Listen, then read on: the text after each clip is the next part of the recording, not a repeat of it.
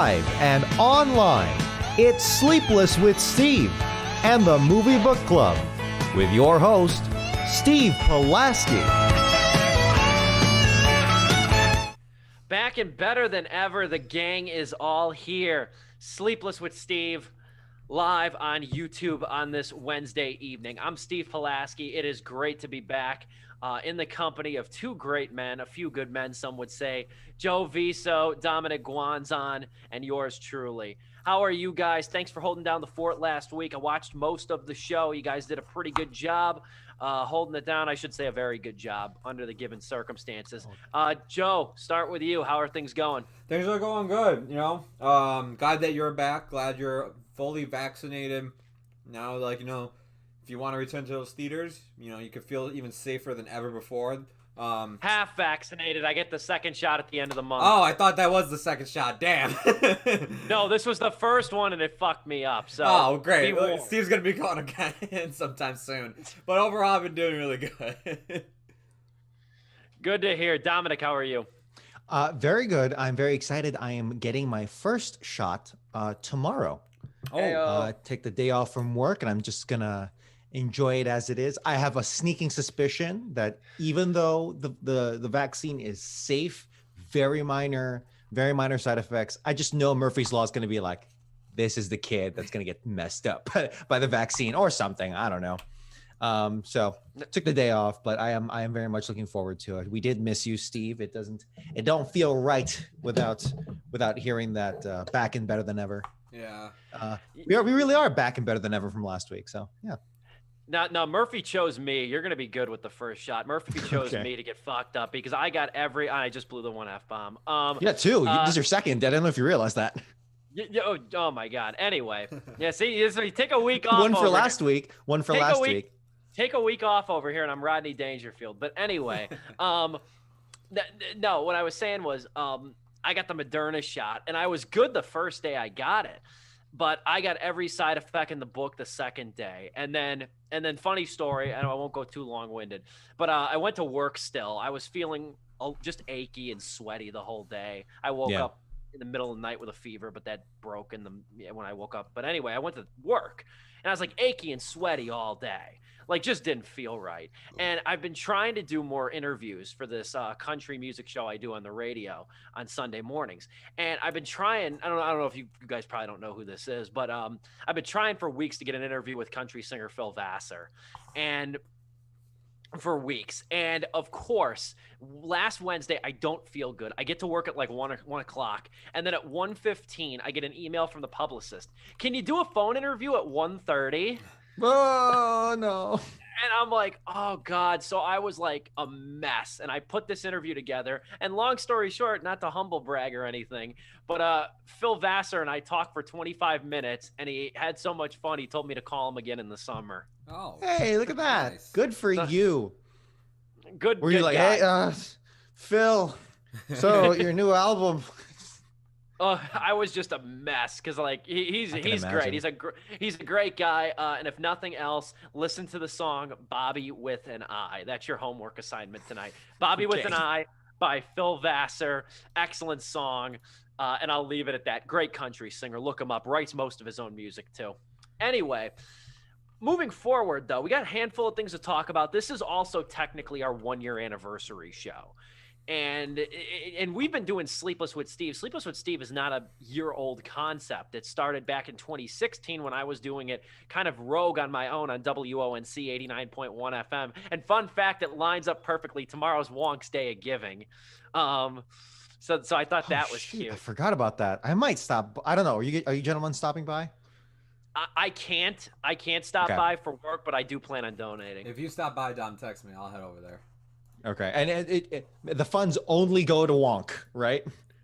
If you donate at the specific link. Yeah. Okay. Or cut him a check, or something like that. But anyway, and we're already getting very niche here. But it's our 1-year anniversary, though. Show started back in 2016, continued to 2018, summer 18, and then really dissolved when I moved away across the state of Illinois for another job, and then laid dormant for about 2 years. And then it was really the pandemic back in March that kind of propelled it. We got on together for, a call and everything. I don't want to ruin everything. We'll get into the details later. And now we're here a year later, just one missed show in a year. And that's pretty incredible too. And the missed show was forgivable circumstances, very last minute. So it's awesome. I really love the fact that I have 2 dedicated co-hosts. I'll wax poetic about that later on to wrap up the show. And I always make notes for Sleepless with Steve. I made no notes for the final segment because I wanted it to just be very genuine and just almost a conversation and stuff like that. So we'll talk about that. 1 year in the books, exciting stuff. I'm very happy for it. I know these 2 are as well. But we got a big movie to talk about, Godzilla versus Kong, and a lot of stuff surrounding the movie as well. We're going to start in just a couple of minutes. Might as well start right now. Why the hell not? 8 minutes in. With the debate, we'll talk about Godzilla versus Kong's blockbuster or box office numbers, excuse me. But I guess we'll start with this. And I found this article on The Observer. Brandon Katz did a pretty good job, not only writing an article kind of illustrating his thoughts on this, but also tapping a few other box office analysts for their opinions on really the future of blockbusters. And this is a pertinent question. I never even thought of it. And it got me thinking about it over the last week. And we'll talk about it here. Is a movie making $1 billion even possible now? It's no secret that the way we watch and consume movies has changed dramatically over the last 12 months. AMC allowed theatrical releases to be on video on demand 17 to 31 days after their release in theaters. Warner moved its entire 2021 catalog to HBO Max in a earth-shattering move. I think of all the moves in the pandemic, that had to be the biggest one. Oh, yeah. At least in the film industry. And it recently struck a deal with Regal, giving them a 45-day grace period to show their movies exclusively in theaters starting in 2022 before they're made available on video on demand or even HBO Max. Remains to be seen the kinks of that. And then even Disney, even the titan known as Disney, or the empire known as Disney, trialed Premier Access on Disney+. The big question is, are Americans ready and willing to go back to the movies? And I think we have a solid barometer in Godzilla versus Kong, which we'll touch on in a few minutes. But is that elusive $1 billion benchmark still reasonably attainable? I did some other research. 47 movies have grossed over $1 billion worldwide. 5 have grossed $2 billion worldwide. In the last year. Overall. Gotcha. Yeah. And the last 2 and 2 of the 5 that managed to top 2 billion did so based on a handful of re-releases. I don't even know how many times Avatar and Titanic have been released into theaters for something. Titanic 3D, Titanic Anniversary Edition, or whatever. Titanic Viewing on an Iceberg. I don't know, but that also had an insane length of original run. Unprecedented original run for a movie that's as long as a lifespan too. Yeah. So which makes it even more incredible. But you look at the upcoming slate of movies this year: Suicide Squad, Space Jam 2, Venom 2, which I'm still wondering if it's even going to come out this year. I think it might. I just haven't felt a lot of press for that one. Spider-Man, No Way Home. I don't know if there's any $1 billion grossers there. Spider-Man's probably the best odds of those. I have to agree. Out of those for this year, I would say maybe that one. Because I don't think Fast and Furious 9, which is apparently coming out this year, it's going to make probably a ton of money overseas. Here, I don't think it's going to come close to what they're expecting it to be, even with the pandemic. But something like Spider-Man, because that is slated for a Christmas release date, I think that's what's going to make it cross, or at least even get close to $1 billion box office if there was a movie to do that. Do I think it's going to happen? Probably not. Not at all. I think we'll see it in the 100 millions, maybe 300 million, 400 million. I don't think it'll get close to the $1 billion mark. I think it will get close to the $1 billion mark. I don't think it will cross it, is what I meant to say. My bad. I think some of these are going to come around 600-700 million, like Venom 2 or Suicide Squad. But I mean, Suicide Squad and Space Jam 2, they're already coming on HBO Max same day. Yeah. As far as we know, and we'll touch on that again when we talk about the Godzilla versus Kong, because there's another point I want to make on that.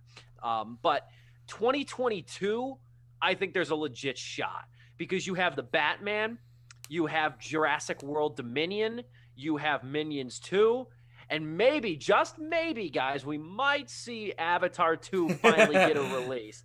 Just maybe. I think... And I'm curious to see if we will. I'll throw it over to you, Joe. I've already talked too much. Out of those movies, though, I do agree with you. The 2022 candidates, I think, have the better shot of actually making or crossing the billion mark. I think people do want to go back to theaters, and we'll touch on it shortly, because we kind of saw over the weekend, and we even saw it overseas up till its release on Wednesday when we watched it on HBO Max. But people wanted to go to the theater. People wanted to see Godzilla vs. Kong, whether it be renting out a theater for them, for their entire family or their friend group, just for themselves, or just going to a public screening of it and just paying whatever price they had to pay. People really want to go back, and that's why I gave it to Spider-Man, because I'll be like, well, think about it, like, we'll be near the end of this year. The vaccine will be hopefully distributed enough to a lot of people around the world, and then also hopefully case numbers will be down. But with 2022, it's like, all right, well, that's like a whole nother summer away with some of these movies that we listed off, like Jurassic World and the Batman, which I think Jurassic World out of the two would probably get it over the billion mark. But also, the movie, I think that I don't know. I mean, I still don't know how the hell they're gonna make this movie, but Black Panther 2 is also slated for 2022, and I wouldn't be surprised if that is the first movie that actually crosses the $1 billion mark.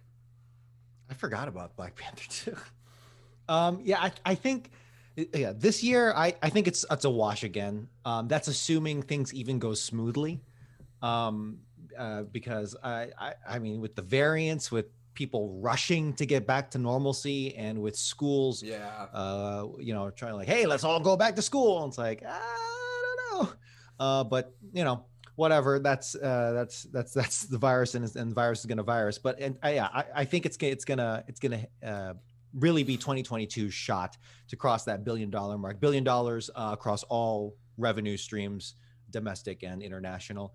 And honestly, my bet is Jurassic World as well, just because that the new trilogy of films just punching way above its weight class in terms, like, of like the quality to the box office to the revenue it makes. It's ridiculous. It's like unprecedented. The math should not work out, but I guess dinosaurs are still, hey, dinosaurs. At least Avatar, like, I can respect to a degree. I still think it's a very forgettable story, and like it clearly doesn't have any cultural staying power. But I can understand how that made $1 billion, particularly from the guy who made the other $1 billion movie. I think $1 billion earning movie. Well, I was gonna say, I even like the second Jurassic World didn't even come close to making like what the first one made. But I think, like what you're saying, like 2022, like everybody's gonna be itching. We'll be a year later from now. They'll be like, screw it, man. I'll go see dinosaurs on screen again. Yeah, because Kong, we're going to talk about this movie very soon. Kong and Godzilla made some pretty decent money. Yeah, obviously, for pandemic money, that's really good. Yeah, exactly. And I think that's just the early, like, what was the temperature today for you guys? Like 80, right? Yeah. At least around here, around the the Illinois, upper Illinois parts. So I think just that alone, it's just seeing the world come back to life is. It's like a chain reaction of, let's go to the movies, and everything else leading back to that as well. And that's why also, like, I think each movie is going to be a stepping stone to the movie that will eventually give it the $1 billion mark. Like, because we have, like, the Suicide Squad, we have the Matrix coming, Space Jam, and, like, I feel like those are going to make more money at the box office this year than Godzilla vs. Kong. Not a ton more, but more than that. And then eventually it'll lead to Spider-Man, which will probably make the most by the end of this year. And then when we get into 2022, it's just, you'll see a gradual rise in terms of blockbusters. Of just there is so mumuch that can happen between now and the fall. Yeah. Right? Like, who the hell knows? That's a whole bunch of other things, but specifically movie going and movie making. It all hinges on the vaccines. the distribution of the vaccines, people's willingness to get the vaccines, if that plateaus, because right now there's a big rush of people wanting to get them because those are the smart people. But the people who are very will that be enough for herd immunity? That's a big question. The rush to get back to school is kind of reiterating what I was saying before. The variants, oh man, is a big bad variant going to really strike back and negate all the work that we did?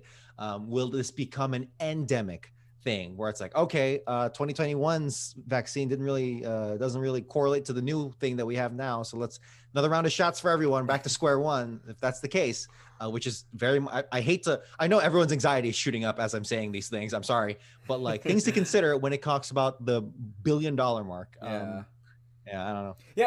But like, it's not like I want these movies to cross $1 billion. Of course, like, that'd be awesome. Like, I want that to happen, but I also want that to happen when everybody can be safe. Yes. I don't want it to happen. It's just like, we did it, guys. Jurassic World made $1 billion, and millions of people are dead. Isn't that the most American thing where it's like, hey guys, millions are dead. The world is on fire, but I think the other thing to consider too is, and we don't really know this yet, just like I know it's a shocker thing, but like we don't know how long the vaccine is going to, how long is this built up immunity going to last with the vaccine before we need another dose? They don't know that yet. They don't know the long-term data. It's similar to how they don't know the long-term data of this, which how are consumers going to respond to shorter theatrical windows when a movie will be made available to the public on their TV screens in 45 days? I think that's going to be the interesting barometer. But initially, I do think this summer, and I think into the fall, into the winter, I think it's going to be mainly in the summer and fall. It's going to be boomtown. I mentioned a couple weeks ago on the show in terms of people are going to be flocking out to restaurants. People are going to be going to concerts whenever they start up again. And people now, this pandemic has really made people think they hadn't even got to see a movie in 2020 yet. Because if you remember, theaters shut down in early March. There wasn't a lot out in the previous weeks before the pandemic. Call of the Wild, the crappy Grudge remake, I Still Believe. You did The Hunt. You didn't have a lot out before the pandemic, so even there's a lot of people didn't even see a movie in 2020. Nobody wants their last movie to be Sonic the Hedgehog, or that too. No, that's a blessing, sir. Go to hell. Or that. We'll touch on this, though, just to kind of go off of this, too. But the Godzilla versus Kong news, too, that broke about the box office earnings of that movie. And I thought it was interesting, too, that Eric Wold, who I guess is one of those analysts at B. Riley Securities, he said this. I thought this was great. He said that Godzilla versus Kong's box office performance, quote unquote, destroys lingering concerns around theatrical window importance and demonstrates a solid path to resurgence. That might be a little early, a little premature, but these figures are definitely concerning. I think it's way too early to take a victory lap, which is how the article in the Hollywood Reporter made it sound. Yeah, but it's typical industry. Like you have to do it for the investors. It's like, we got this. Yeah, exactly. So it's like AMC's stock went from a neutral to a buy then. You know, for the first time, I think, in a long time. Yeah, a long time. The whole like big headline in that Hollywood Reporter article is like right there. It says like possible, like it says that like Warner Brothers made the wrong decision with its hybrid release strategy for its 2021 slate. It's like, dude, no offense, but like the first few movies that came out on HBO Max same day, which was the Little Things, Judas and the Black Messiah. Like, and Tom and Jerry, like different quality of films there. Like, some were good, some were really bad, but those movies would have never made the box office they even wanted to get compared to this. Like, this must have been a surprise to them. It made $1 million more than King of Monsters did in 2019, which is like amazing to see that like you made $1 million more that opening weekend compared to the one where it's like there were no restrictions in place. It's still a far cry. Jerry and the Black Panther. It's still a far cry from like what it would have made in normal conditions, Godzilla versus Kong. But it's grounds for celebration that it managed to surpass the opening weekend total of Godzilla King of the Monsters back in 2019 at $48.5 million. That's what Godzilla versus Kong made. And this is with 60% of theaters open in the country. That's the other piece of this information too. And I think this is further proof. And Dom, I love you. I don't want to go through the whole, like, it's good that Tenet came out just because of the fact that, like, more people didn't flock to the theater and, in the middle of a pandemic. But I'm just saying this, just objectively speaking, I think this is further proof that Tenet was the wrong movie to test the waters in terms I'm not going to fight you on that. movie going. Now, it might have been a good thing that it was, so you didn't get a huge amount of people going out to the theater just in the long run. But like Mulan, F9, Black Widow, those would have been way better barometers as opposed to a 2-hour convoluted Christopher Nolan movie. At work, probably for the better, but purely anecdotally, but at work, I talked to like 3 separate people in 3 separate conversations that were talking about the Snyder Cut, as opposed to not a peep from I'd never heard anything about Tenet from anyone in my friend circle, other than you guys, of course. Work, family, no one talked about Tenet. Again, pure anecdotal, but I don't know. No, it's true. I'm the same way.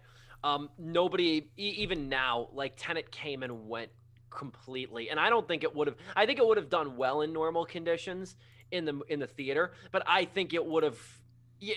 I think it's what I call Tenet almost, and I think all Nolan movies almost fall into this. They're Reddit movies. If you live on Reddit, you will think this is the most popular movie in the world. You know what I'm talking about? It's the Reddit syndrome. Everything Tenet gets a million upvotes on our movies, but then you go out in the real world and it's like Snyder Cut. You know what I mean? It's the Tiger King. Nobody gives a shit.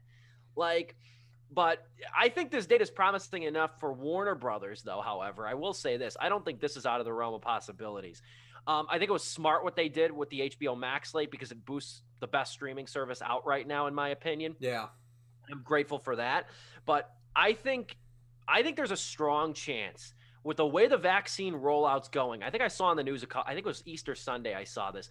104 million doses have been given out of the vaccine in the U.S. as of Sunday. And this, you got to realize, not everybody's eligible yet. So that's extremely optimistic data. I think it's optimistic enough. You consider maybe 3 months from now or 4 months from now, Warner Brothers they just might reconsider whether or not to keep the HBO Max model for the rest of 2021. I think it would be hard for them to renege on the promise because a lot of people subscribe with that in mind.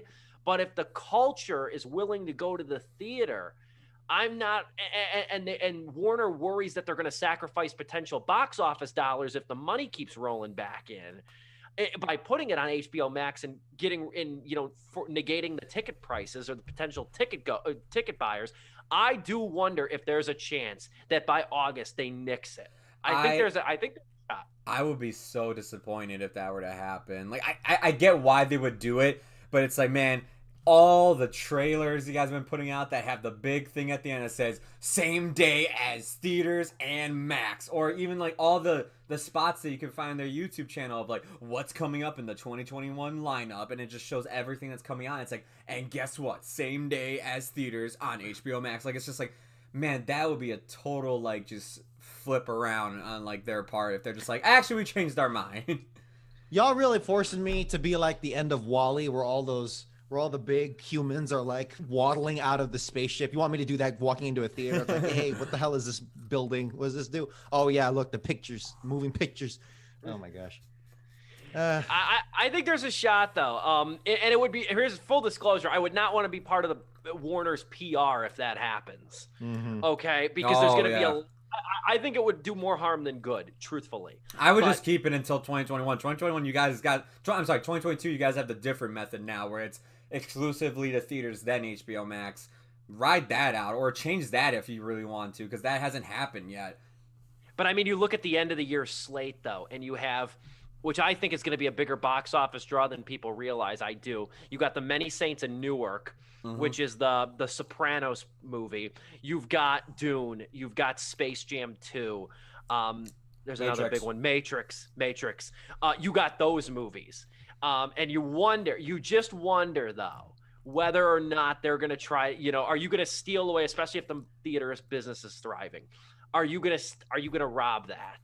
Are you going to rob potential dollars from that? It's something to consider for them. But I can't wait. I'm going back to the movies May 1st. I don't know what I'm going to see yet. I'm kind of crossing my fingers nobody is still in theaters because I really want to see that I do with too. Bob Odenkirk. But I'm going back to the theaters May 1st, and then I'm going to Red Lobster for dinner, and then I'm going to the bar. I can't wait for that Saturday. That's exactly what I'm going to be doing. Do a whole vlog of it, man.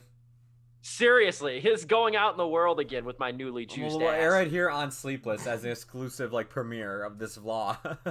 You know? Oh no, I already got a great meme I can't wait to share when I go back to the theater. I'm just letting you guys know. I got a great meme. I've been sitting on it since last April. But anyway, I know we're gonna take our sponsored Zoom break in just a couple of minutes, but I guess I'll just tease this while we're at it. We'll move into our big review. And I don't have a ton to say about this. I don't know about you guys. Godzilla versus Kong. I don't have a lot to say about it, truth be told. Two monsters, one cup. I guess I'll start there. Oh my God. You know what? Before we go into the review, because we're already on the time crunch and we'll have to take it? do our intermission briefly. No. Here's my question.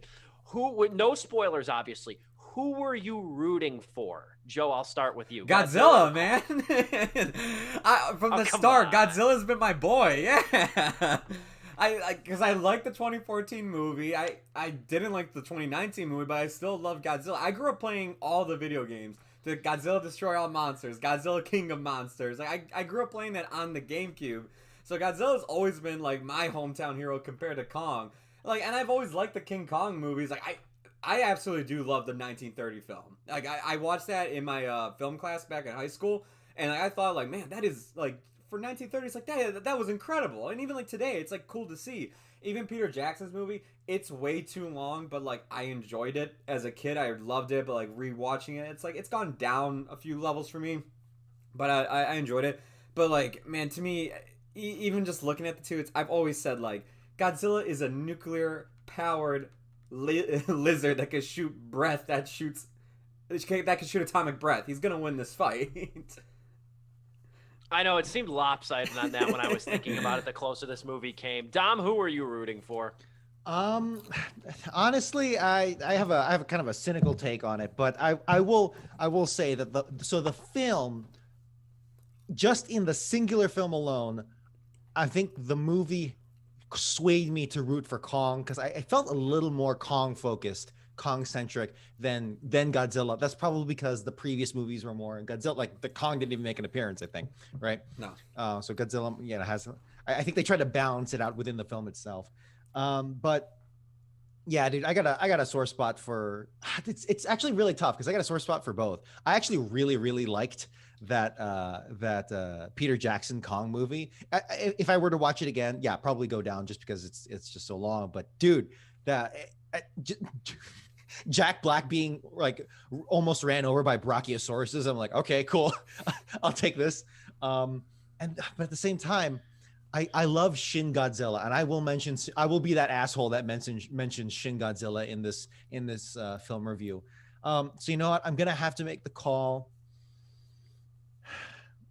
I think I have to go with children. I think I have to go. I think I have to go with Kong. I think I have to go with Kong just because I'm just the story is Kong is just more personable to me.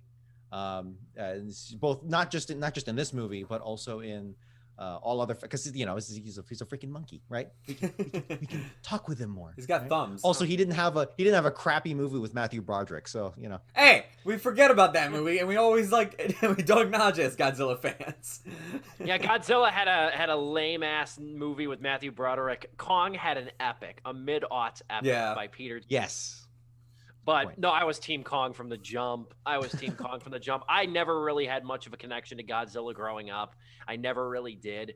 Kong was always one of my favorite movie characters, from the 1933 film to the Peter Jackson movie.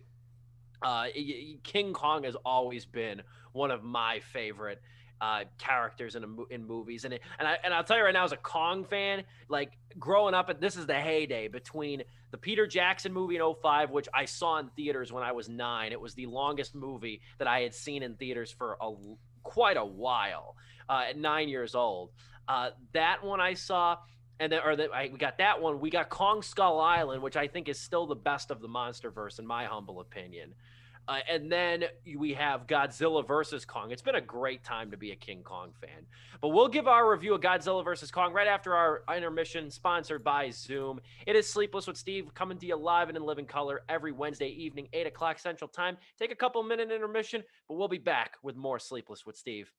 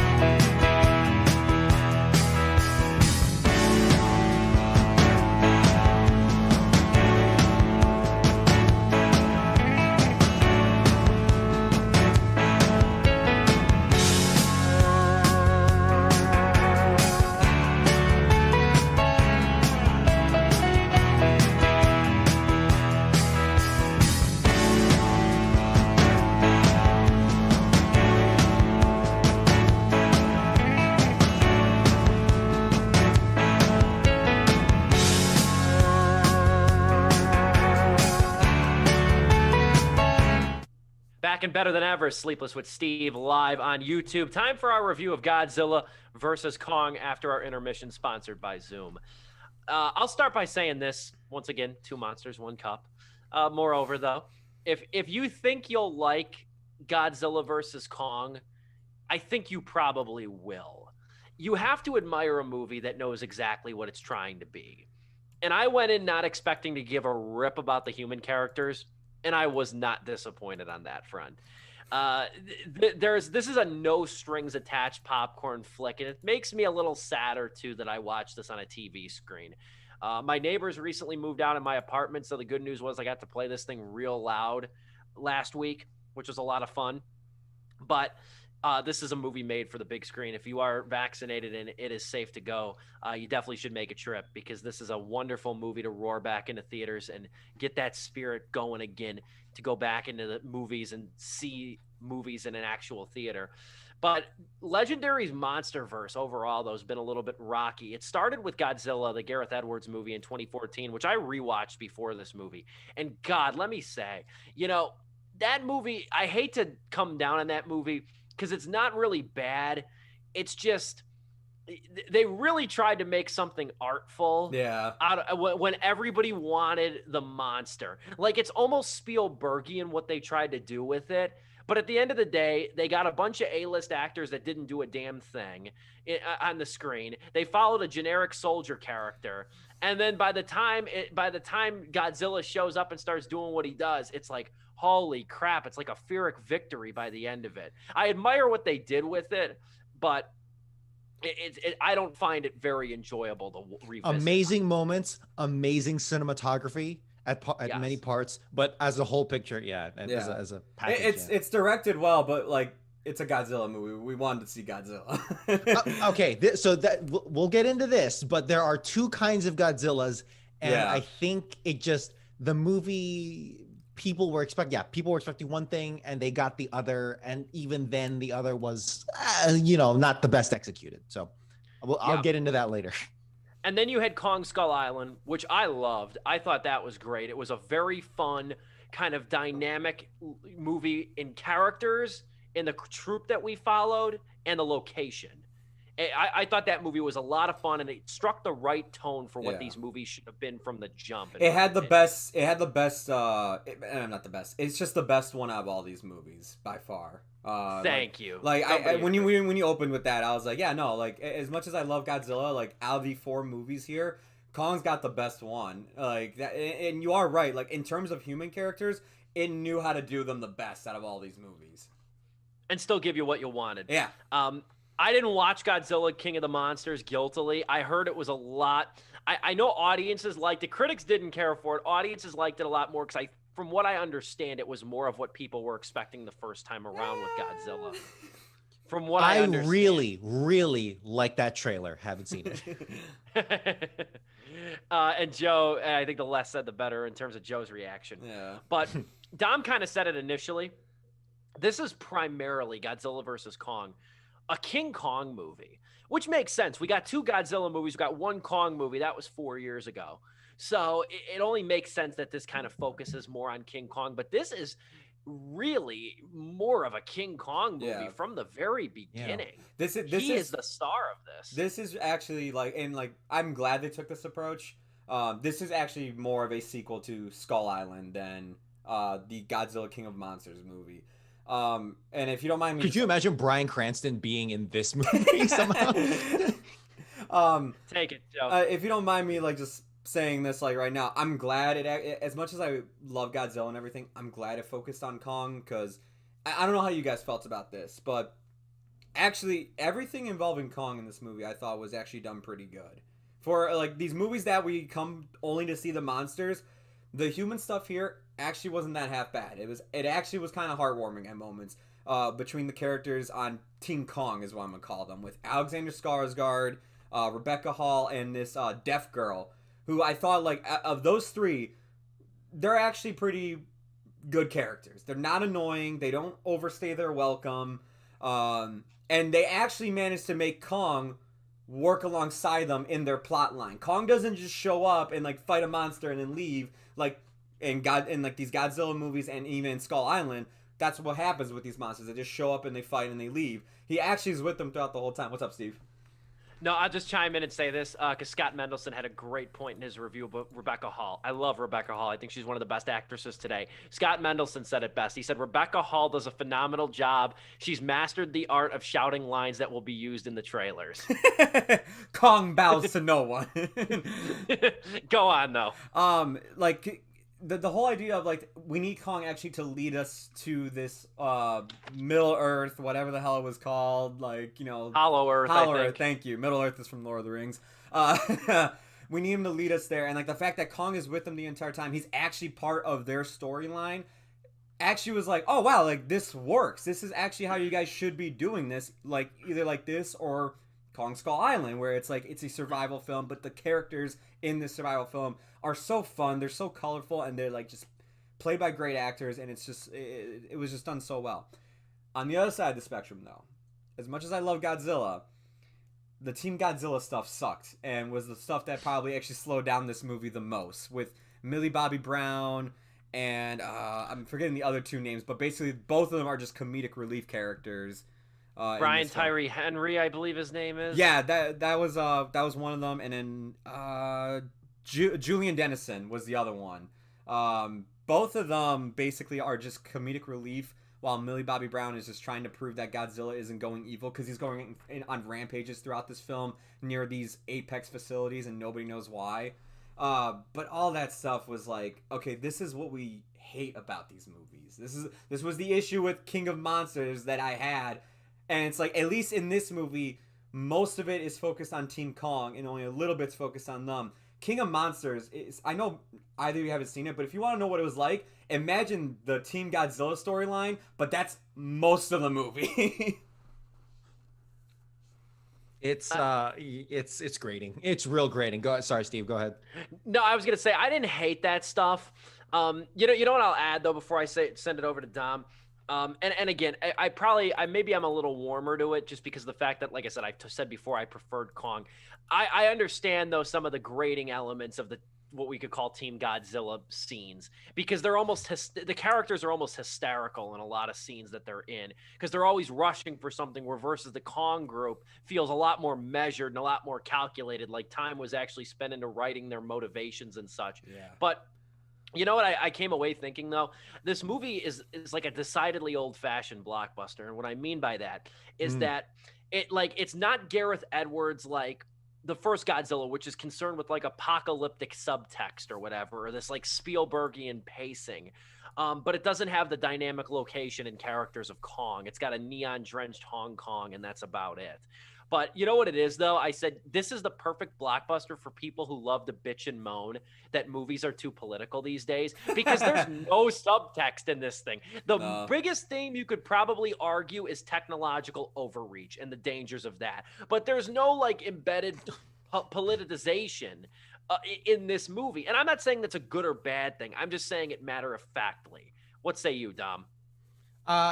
Yeah, your technological overreach, that plot point for maybe like 15 minutes, but yeah, it's a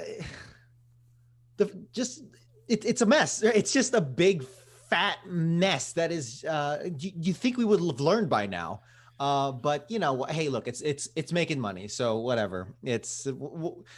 Maybe there's no lesson to be learned other than these films need to happen. That's a very defeatist take on it. But yeah, honestly, just the math of that in Team Godzilla, there are two comedic reliefs in that team and none in the others. That's all stoic.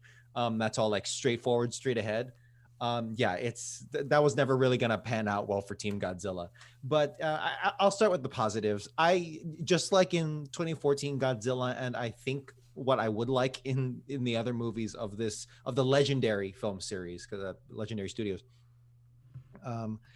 is the cinematography. So the sea fight where, you know, they have the carrier, Kong is in the water and all that stuff, and Godzilla's, you know, hunting him down and stuff.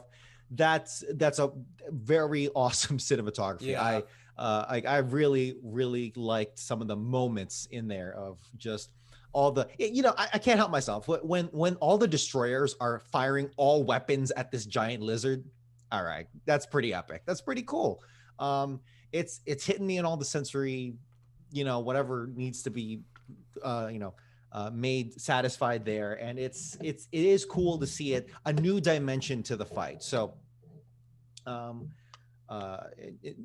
it is Godzilla's territory because he is the one, not just king of the monsters, but in this fight, king of the sea, might as well be, just because he's got the edge, whereas Kong literally has to play stepping stones in a very Evangelion-esque way, has to play hopscotch on full on US military destroyers, which I thought was pretty funny.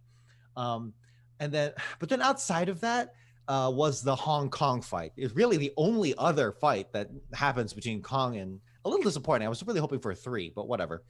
But I guess you do get a 3 when the big bad shows up. But I was a little disappointed in that because really everyone is here to see these two legendary film icons duke it out on the screen, and seeing them duke it out in Hong Kong, I was like, God damn it. I feel like I got a better package out of the Jaegers, the kaiju and the Jaegers, the Pacific Rim. I was like, I feel like really? If I were to sit down and compare Pacific Rim to Kong versus Godzilla, Godzilla versus Kong, excuse me, I feel like I would just settle more with Pacific Rim, just because even though the story there is also just as whatever, right? I just feel like they measured it more in, or rather the whole cinematography behind Pacific Rim was, how do we make these things look as huge as possible? How do we get, the general angling of everything? It was make it look big, make it look like you are a human and you are looking up, and it is freaking awesome. Obviously not every shot in Pacific Rim is that, but it captures that better than here, where it's like, this is just a freaking video game, dude. This is Godzilla Destroy All Monsters Melee for PlayStation 2. Like, holy crap. Like, all the sense of, like, at some points, all the sense of scale disappears. For things that are that big, things are supposed to be slower. Like you get in maybe the Gareth Edwards Godzilla or the Shin Godzilla. And it's all gone. It's the camera angles are zooming by, and this is like, what is going on? This isn't as grounded anymore. And it feels like instead of being down here and being in awe of stuff looking up, we're on the same plane almost as the Titans, and it loses that sense of scale, loses that sense of epicness, and you're really just banking on the name brands of these two characters. And then you throw in another monster there, and it's like, okay, you tried with this, but this is just there are hovercraft in this movie. This is ridiculous. Which, hey, maybe that's the maybe you know, when I finished the movie, I was like, you know what? I think I just have to realize that this is the kind of movie it was trying to be. It's a turn your brain off movie. Yeah. It's a big baddies fight movie. This is pure science fiction, borderline fantasy kind of movie. So that's I know I said I was going to start positive, but I just you know, it's just where it landed. That is not nearly as hard as I could have gone, but I'll old man rants stop there for now. You're right on that though, about how you're like, this is the kind of thing it was leading up to be. And you know, I almost feel like with this MonsterVerse, like Legendary, I know had a hell of a time trying to rent, quote unquote, these like Godzilla for each movie, like, because Toho wants to go back to making Godzilla movies as well, from what's been reported. Yes.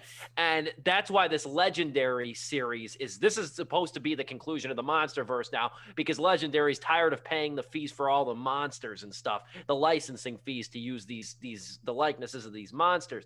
And you know, you feel like too with the MonsterVerse, it was like, let's get these characters and we'll figure out the rest later. And that's why all these installments, I haven't seen King of the Monsters, but all these installments sound so different in some ways, or at least after Godzilla, then they kind of figured out where they wanted to go with it. And it maybe they never struck that, like Godzilla, the original Godzilla from 2014 was too much subtext, too much, you know, too much ancillary things. And then Kong kind of simplified it, and then it got lost again, where it's like we could do both, can't we? It's honestly feels like Star Wars new trilogy level of we can't make up our minds, or like we never really had a plan for this. I would like to know if the Godzilla versus Kong thing was more like shooting from the hip. It's like, oh, wait, what if we had them fight? What if we could get both? Or if they really had that planned out from the beginning.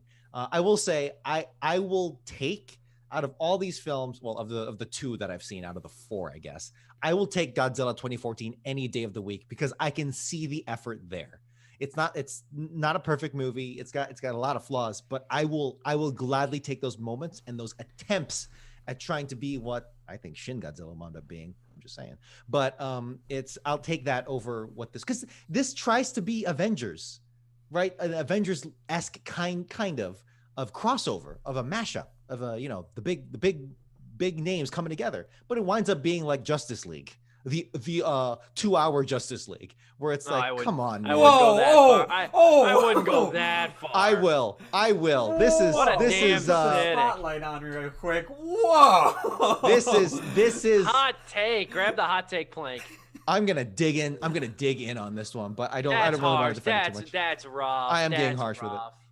You think Adam Wingard told, I'm gonna make you look stupid, Godzilla, if you don't say these roars?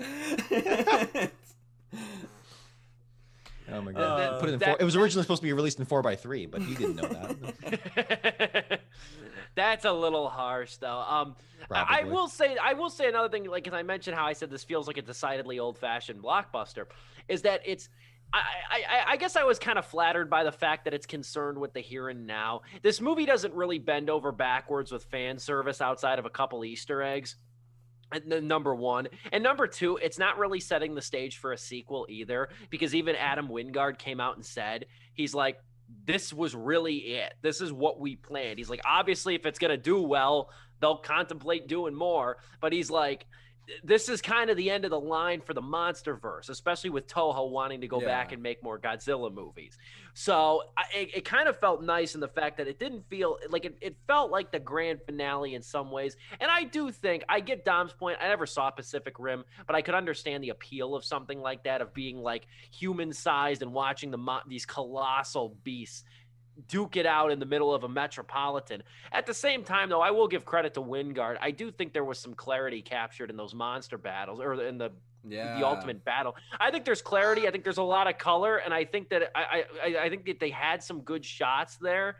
I thought it was fun. I thought it looked pretty good. I don't know. Maybe I'm crazy, Joe. I think you're in agreement. No, I absolutely am, and I like Pacific Rim a lot too. But Pacific Rim to me has this big issue. While you do get more fights for your buck, It's more fights you can't even see what's going on though. There's one that takes place underwater, and it's really hard to see what's going on. Okay, fair enough. Like, that one's not the best. And that's like your big climactic battle. Here at least, and this has been a problem also with the MonsterVerse, at least with the Godzilla stuff, because 2014, we only got like one big action scene with Godzilla, but it was shot really cool and they had a really cool takedown at the end. But King of Monsters, it ran into the same issue that Pacific Rim did. All the fight scenes in that movie take place at night, and you would think they're giant monsters. Clearly, you can see them. Nope. It's still hard as hell to see what the hell is going on because one takes place in a blizzard, the other one takes place during a lightning storm during the end of the world.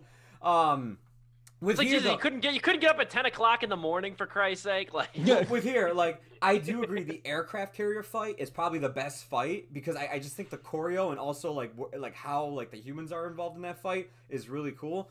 But even that climactic fight, it's 40 minutes of just them pulling WWE takedowns on each other, and then when the surprise guest comes in with the metal chair and hits Godzilla in the back of the head, it's like, man, here we go. My God, my God, he's got to metal everything.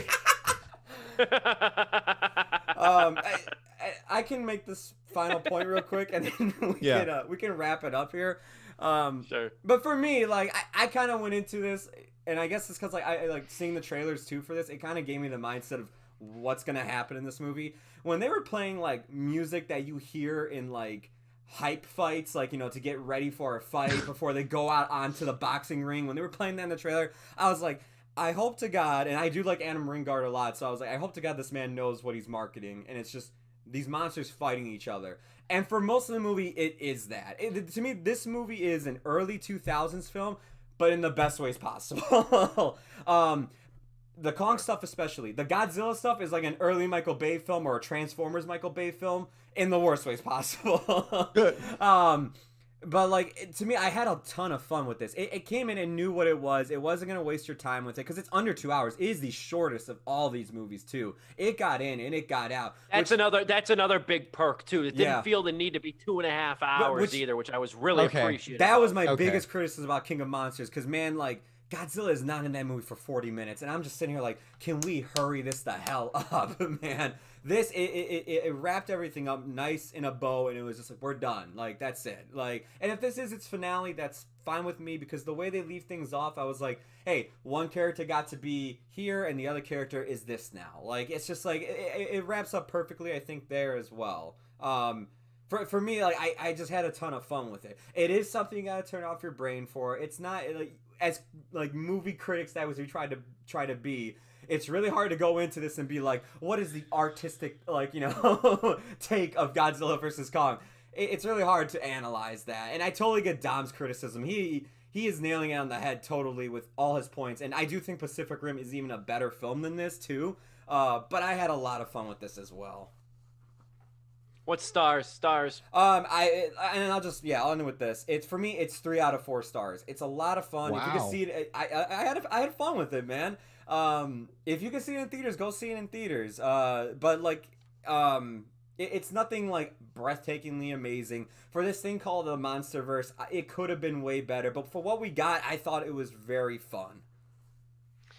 No, I'm going to have to piggyback off of a lot of what Joe said. First off, I'm still trying to I can feel my cheeks tightening because I'm still cracking up at Dom over here. He's got to metal everything.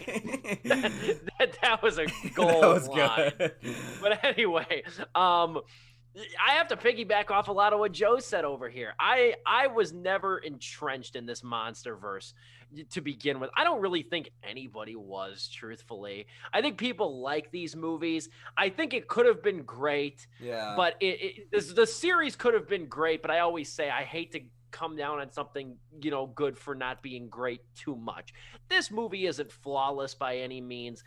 I think you do get your money's worth in a lot of the effects, though. I think Wingard is a pretty decent director when it comes to this, even though I don't think there's a lot of character in this movie. I don't think there's a lot of real style here. I think this movie feels very much like focus grouped in some ways, very much fussed over. There's not really a clear vision here. That being said, I think Adam Wingard, who's kind of become a Hollywood gun for hire recently, I think he does a pretty good job at choreographing really a battle that was anticipated now for what's now 7 years, 8 years or so. I enjoyed it. I was very pleased that this was kept under 2 hours too. And now that this is done, can we please urge Adam Wingard, who directed movies like You're Next and The Guest, can we please urge him to go back and make some medium to low budget horror movies again? You made your money, dude. You got generational wealth probably. Go back and do some horror movies, okay? I don't need you to become the studio gun for hire, going forward and stuff. I don't want to see Adam Wingard in 2025 directing the gritty remake of The Hunchback of Notre Dame, for Christ's sake. He is slated for the Event Horizon remake, which if you've seen the director's cut of that movie, it's actually like not that bad of a movie, so I'm hoping Wingard does a better job with it. I appreciate that movie. Yeah. I'll buy a ticket to that. Yeah. I'll buy a ticket to that. But he's also slated. Event Horizon's an underrated dark movie. Yeah. He's also slated but he's for also the Thundercats movie and the Face Off remake. Right, you really win some, you lose some these days. Dom. Steve, did you I give it 3 out of 4 stars. I gotta say, I would recommend this thing. I would recommend it. I think it's good. I think it's decent. You guys have Stockholm syndrome or something. Look, guys, there are two kinds of Godzilla movies. There's Godzilla as metaphor, and there's Godzilla as superhero. Both kinds, made by the Japanese. So I'm not saying us Americans, we turned it into, something horrible, and we took something pure from Japan. No. It was always these two things, without a doubt. Honestly, Godzilla 2014 is the closest we'll get probably at this point to Godzilla as a metaphor. At least a really good one, as opposed to just the generic Godzilla's nature. Yeah, okay. But I'm going to take this fleeting minutes to just be like, hey, you saw that side of Godzilla. It was I think you get better. I think you get better stuff out of Pacific Rim, or even things within its own franchise. Apparently, Kong Skull Island delivers on that front better. Way better. Sure. I'd be willing to believe that, having not seen it. I will take this moment to say, watch Shin Godzilla. I'm actually going to watch the 1954 Godzilla to really see what the hell I'm talking about, to really, for the first time, because there's, I was going to say, the best of Godzilla films, it's that Gojira from 54, and it's also Shin Godzilla. To me, those are the two best ones. Yeah. The ones where he's actually... Those Godzillas have a deeper meaning, and an epic meaning. And they, in 54, it was the atomic bombs during World War II. In Shin Godzilla, it's the earthquake and the nuclear disaster at Fukushima, and the failed government response there, stinging government response. And if you like Aaron Sorkin, if you like a little bit of politics, obviously why I like this movie, right? But also if you like epic moments that actually earned their title as epic, I would suggest Shin Godzilla. Sadly, it's not streaming anywhere, but there are ways, because I did watch it recently. There are ways, I'll say that. But yeah, this movie, I was gonna give it 1.5, but I'll give it 2, because I'm gonna give it 2. I got hit by atomic breath there. because it's under 2 hours. Woo. You're right. It was fast. It said, it said like, hey, we know what we are. The director was like, yeah, whatever, and was like, 90 minutes. That's it. Oh, damn. I'm good. Because I don't think any of the fights in Hong Kong were really all that special. I thought they were kind of messy, to be honest, and not in a good way, but like in a confusing manner. So I don't know. To cap off the year anniversary of Sleepless, we have one of our most dissenting reviews over here. I love it. Well, that's you it. Did sell Show's over. On Shin Godzilla. You did sell me on Shin Godzilla. I will look into that one. I want to review that with you so hard. I love the 54 movie. I love the 54 movie. But no, I'm going to keep you posted on that. I'll look into Shin Godzilla for sure. And I do want to. I'll buy that for you. If we do a retro review of that, I'm totally down to talk about it. Hell yeah. Absolutely. Please, let's cram it in somewhere down the line. We got an empty week, and I think we got an empty week this month. I think because the Mortal Kombat got pushed back a week. That's why. Yeah, that's why Mortal Kombat got delayed a week. So we got an empty week now. So I'll keep an eye on some new releases or whatever if anything tickles our fancy. But if not, I'm down to. we'll keep that in mind. I was also thinking, just partly too, one of the scenes I love from Kong Skull Island. We'll leave it at this, and then we'll circle jerk with the 1 year reunion. But I was just thinking that scene when we go to Skull Island and run through the jungle by CCR plays. Like, I remember sitting in the theater thinking, that's the tone. That's the tone right here. Yeah. That I wanted. That sounds pretty good. You know, I was grooving. I was capital G grooving in the theater that Friday. But anyway, so yeah, we're ending kind of on a softer note. Not going to take too much time because it's not really fun to be part of outside of an inside joke, I guess you could say. But I don't think we'll make it a joke. I don't. Easy. Whoa. You said it. Easy. You know, no, I said outside of an inside joke. I mean, yeah, talking about like internal references and stuff that are really pertinent to the three of us. But god damn. Anyway, but it is the 1 year anniversary of Sleepless with Steve, formerly on Twitch and then on YouTube. Which when did we go to YouTube? Was it at the beginning of the year? Time's a contract. Yes, at the beginning. Yeah. We finished, I think it was right at the beginning of the year. We finished 2020 on Twitch, and then we immediately switched over here. And look at us now. Multiple different platforms. We started on Skype, went to Zoom, went to Discord, back to Zoom, which I think is the most agreeable platform for the three of us. Yeah. And would you believe we've only gotten together as a troupe once in person since this show's been revived? The planning for this show has really all been orchestrated online through group chats, through phone calls, and it's really a testament too, because it's not like we started this back when theaters were open. We started this in April of last year, very, very early into the pandemic. Onward was our first review, and it was breaking news that Onward was getting dropped on Disney Plus after very limited time in theaters.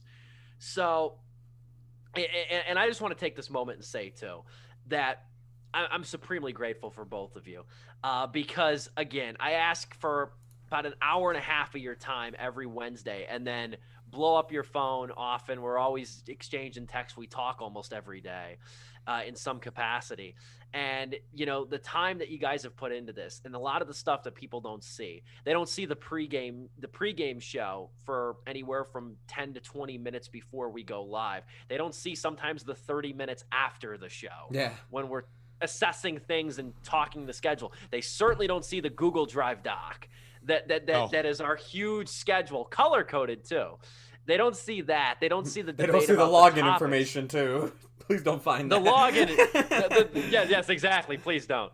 But they don't see that stuff, and they don't see like, you know, just the commitment. The one thing we don't even see, Dom and I don't see, we don't see Joe over here pushing buttons, muting, unmuting, working OBS, and doing all of it along with being a contributing host. And you know, I'd like to say for the money I pay these guys, you know, that they put in the work, but that couldn't be further from the truth. And I just want to say thank you, not only to the viewers, but to you two as well, because you guys have ran with this crazy idea really from the beginning. Joe came on roughly a year into it back on the radio show, and we formed a pretty good friendship, I would say, since then.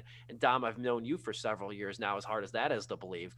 But you guys have been really believers into this since day zero, and Joe very quickly came onto it and became an indispensable part, especially now working what you do behind the scenes. Yeah. So I'm supremely grateful, and that's what I reflect on 1 year into this. We'll go quickly, just kind of talking about, you know, what 1 year on Sleepless means. Joe, take it.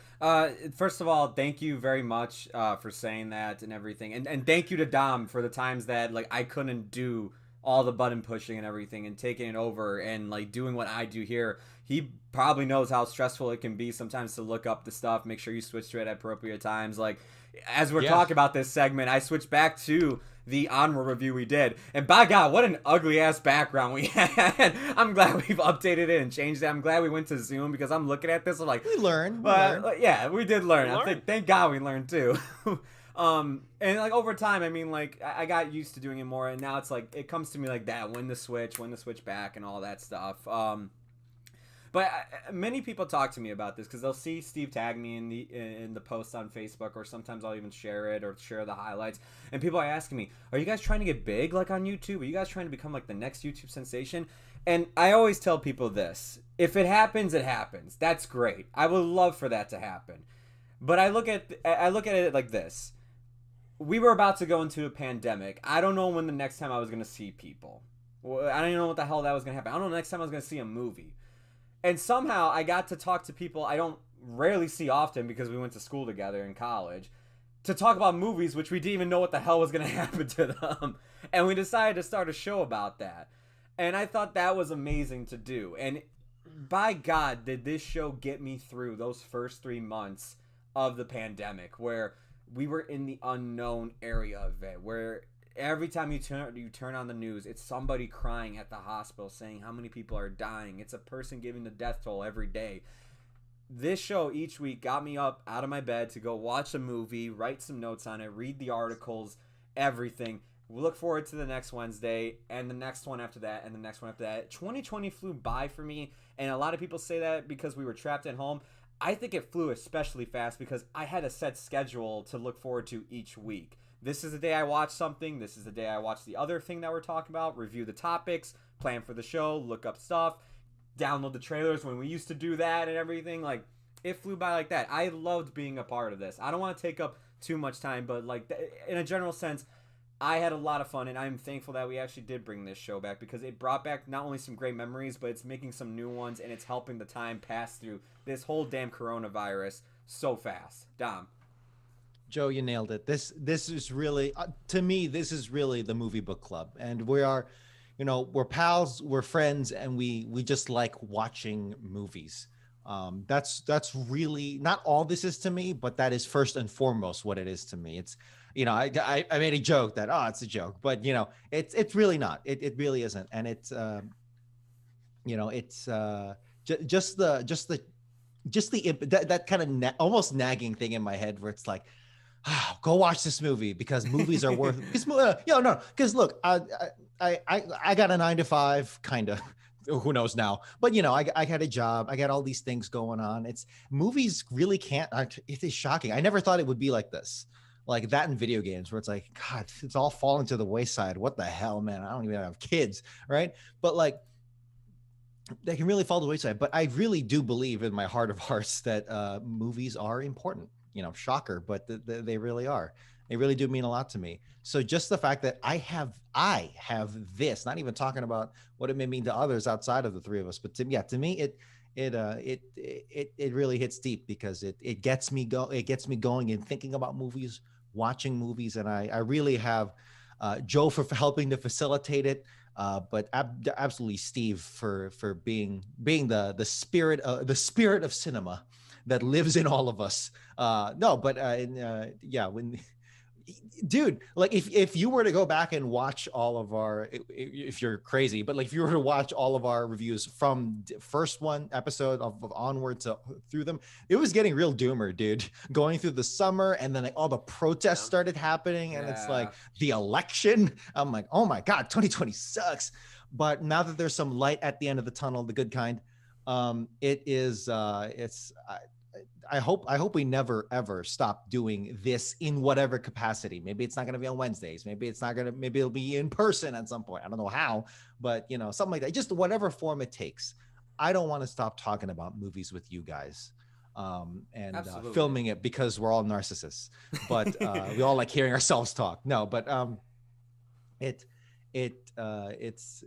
This movie book club, Sleepless with Steve. It means a lot. It's a big part of my life for right now, and I hope will continue to be in the many days, weeks, months, years ahead.